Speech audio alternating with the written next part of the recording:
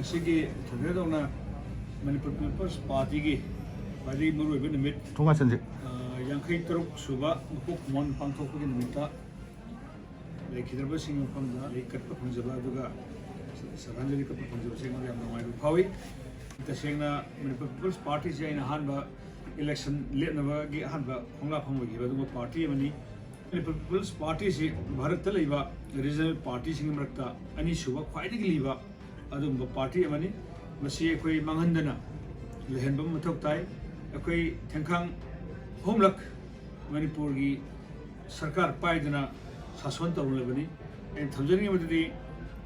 Manipur Peoples Party gi oiba adugumba mirep soidana handak Lakhaduriba Lok Sabha